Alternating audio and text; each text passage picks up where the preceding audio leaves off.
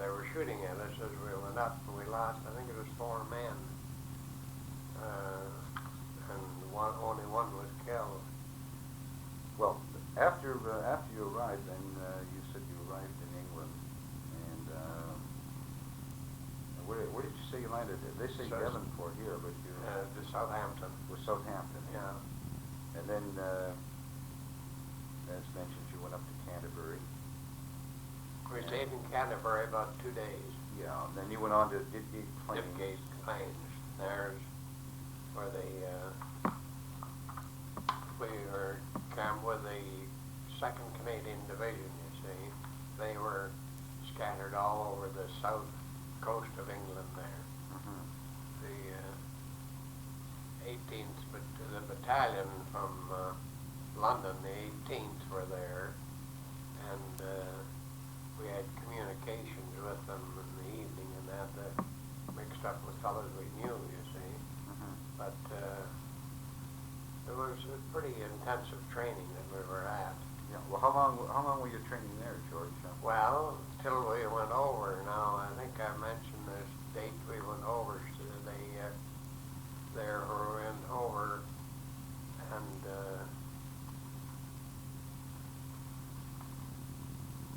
yeah, mid-September. yeah, that's when the 2nd Division went over, you see. And then from then on, I moved up. Yeah. Now, I give the first Hussars we had, the first troop was Leonard, or Spencer had charge of that, and then Billy Bishop had charge of the 2nd troop.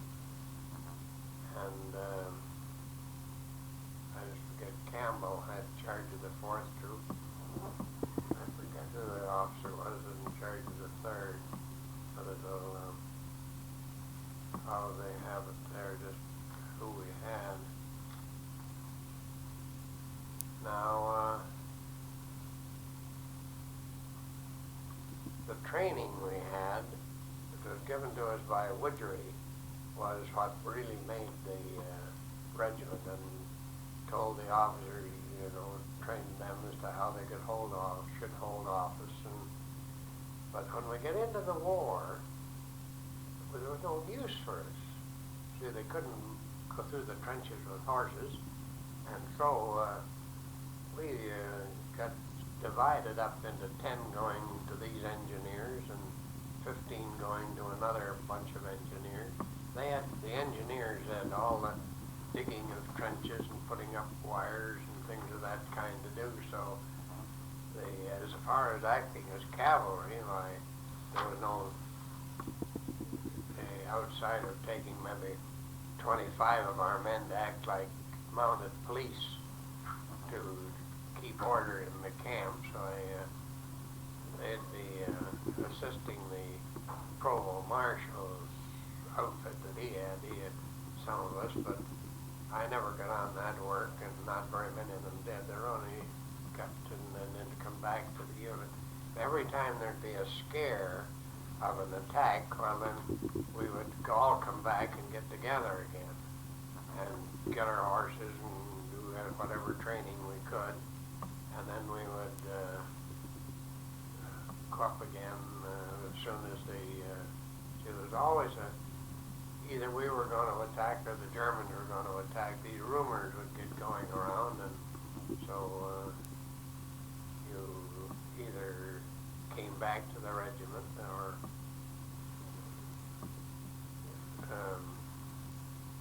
well, you just played it as you saw. There wasn't much to do, so you did what you could. Just kept many times we'd have to stand for 3 or 4 hours at a time up at the front waiting to see whether we'd get ordered to go forward, but you couldn't go through the barbed wire. That is the big thing. As long as the trenches and barbed wire were there, our horses were no good. There was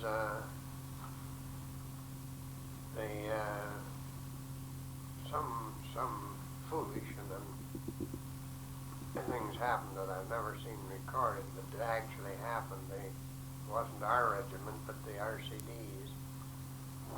They built trenches and put the barbed wire up as if it was regular, you see. And then in the dark, they sent a troop of cavalry at that made-up trenches to see whether the horses could see in the dark, see whether they'd see the wire and jump over it. Well, they had this barbed wire up about high enough for, say, that table, enough for the horses to have been able to jump over it. But then they sent this troop on the gallop right at this wire and trenches behind it.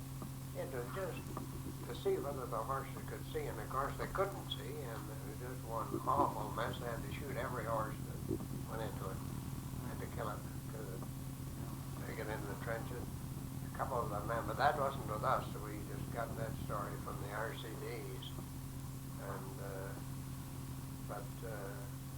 that's the way you learn, was by experience. Oh, yeah. So then, you would be used in a number of things, and as you mentioned to me before, that you were in command of the stretcher party at one time, and were you ever used as infantry? No.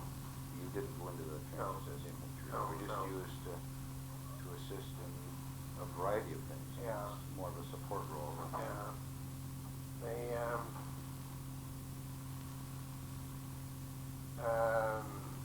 We were sent in the 1 battalion from Winnipeg, or the 3 battalions were attacking, and so they asked for extra stretcher bearers, and we supplied 60 of them. While going up, I was a senior NCO in it. I didn't know it till I got up there that I was senior doing it. I was a sergeant major, and so I had to take charge of it. And to tell you the truth, I don't want to record it. Well, that's no problem there. This recording isn't going anyplace other than our own use. So that left me in charge of 60 men for stretcher bearers, and it's pretty hard, you know. You divide up, and you only need one person's all that's needed to help a man back. Sometimes you need the actual stretcher, and it couldn't go through the trenches and had to go in the open. And there were, out of the 60, there were 18 of us came back. The rest were wounded, and about 18 of them killed, 18 to 20 killed or died soon after. And we got worked with this bunch that were fighting. And I never had any idea what it is, what the infantry had to go through. This is a bunch that I was with. I was with the 8th Battalion, the Little Black Devils from Winnipeg. And I boosted up a sergeant to get him out of the trenches to go, and he just turned around and shook hands with me. Well, when the Canadians pushed the Germans back, and those Germans came out of the trenches to meet them, and there we were in the trenches with our heads up looking at what was going on. And it was just awful, 1,000 men against 1,000 men. All they could use was their bayonets. They couldn't shoot because, it was, God, shoot your own people as much. It was just, the first thing I saw when I went out there, this sergeant that I knew got into, as near as I could see, a personal contact with a German. And he got the German down, and he had his hands on the German's throat this way, you see. And the German down there, and the German went up with his teeth, and he put his teeth right into the sergeant's throat, right here. And then some German came along and saw the Canadian on top of his own man, so put a bayonet through the Canadian and went through both of them, and then stuck in one of the bones. So the first thing I did was try and pull that bayonet out. It wouldn't come. Well, then there they were, the blood still coming out of them, and the fellow that I just got through shaking hands with had the bayonet through him, and he was, and of course, they were both dead. Now then, the next thing I went, and there was a fellow lying there, and his helmet had got kind of this way, and he was lying back, and the mouth was moving a little bit, so I realized I put my hand around his head, and Jesus, my hand come out with almost like soup, whole red tomato soup on it. I put my hand right into his brains. This whole, had I examined it, the whole head was off. The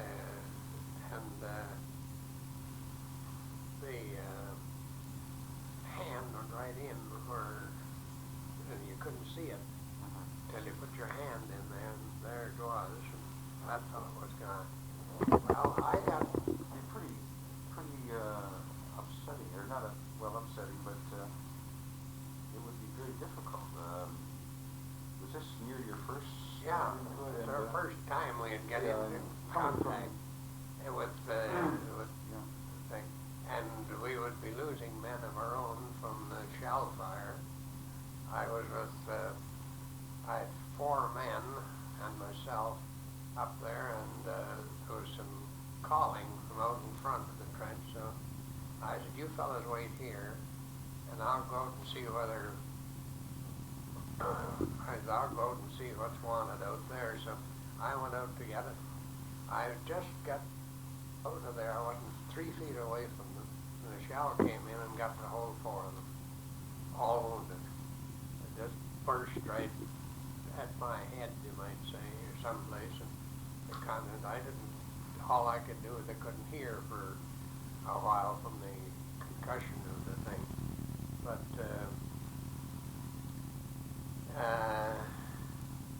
the things that you saw happen with these fellas out there with these knives at each other was just to a point of, I didn't know whether I'd go crazy or not. Till all of a sudden I ran into this kid that asked me to pray for him. And you know, I wasn't particularly a religious person, but I'd gone to Presbyterian Sunday school and that. And here this kid that I had saw him as I was going, I was on the way there, and I saw him in this hole. And I said, what can I do for you, son? And he's a sergeant major. He says, please don't touch me again. And I said, all right, what can I do for you?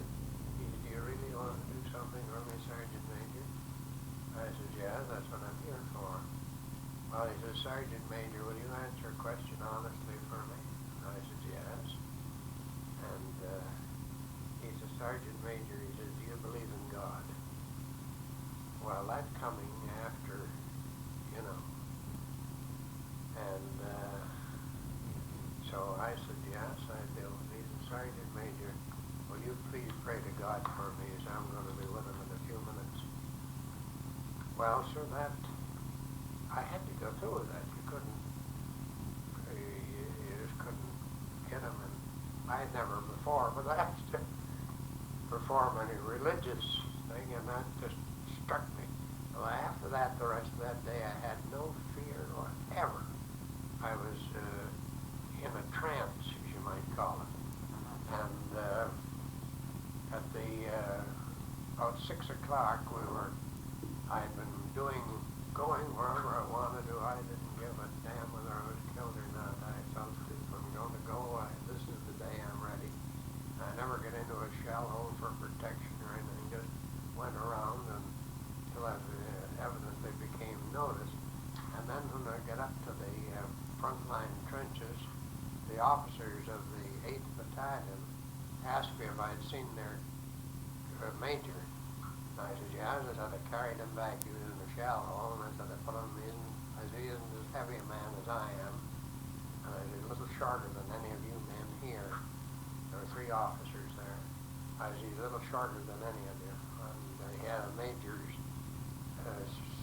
on, so that was their commanding officer. I said, I put him right into the wagon to myself, so he's gone. Well, then they agreed on so-and-so, one of you are now captain or in charge of the regiment, if that's true. So out in front, I could hear a person calling. So I just said to these 3 officers that there's somebody out there calling for help. And they said, well, I know, but the Germans aren't more than 100 yards. We don't know how far they are, but likely no more than 100 yards over there. You can't float. You just watch me. And I said, just boost me up. So I went out, and the sergeant was there. Said, I want to go out with him. No, I said, you stay here, because if there's 2, they'll shoot at us. But if I go alone, I won't. So I went out and to where this fellow was yelling for help and pulled him out of the hole that he was in, the shell hole. And before that, I got 8 of them that were out there wounded and lying, waiting for dark. I got them out and pulled them over and got them over to our trenches. And then I waved over at the Germans because I knew they were looking at close enough to see. I just waved to them and dropped down into the trench. Immediately, these 3 officers were there. And a bullet came over. One of the officers said, just as much to say, we saw you and we could have killed you, but we didn't. We saw what you were doing. One of the officers mentioned that, and so that's where they gave me the decoration. I went back, of course, with the men, and Major got sick one day, and we were on our way to go up, and Major McEwen put his hand on my forehead, and he said, Stirrett, he said, are you well? And I said, I think I'm all right to go up. And he said, well, I wouldn't let you go up until the doctor sees you. So the doctor came over to the tent where I was, and my God, he's got a temperature of 103. So they got the wagon out and took me over to a hospital. It was a field hospital not very far away, and I never got back to the regiment again for about 3 months. I went to England with typhoid fever. That's what I had. So I missed about 3 months of the war by that, and then when I came back, when I got to the cavalry depot, the head of the cavalry depot had just come back from the RCDs. And I went into his office, and I was ordered to go to his office, and he said, no, he said, you've proven your value by getting a DCM here. And he said, I have a letter from your colonel that you'll be going to be coming here pretty soon. Now he said, I want you to become the depot sergeant major.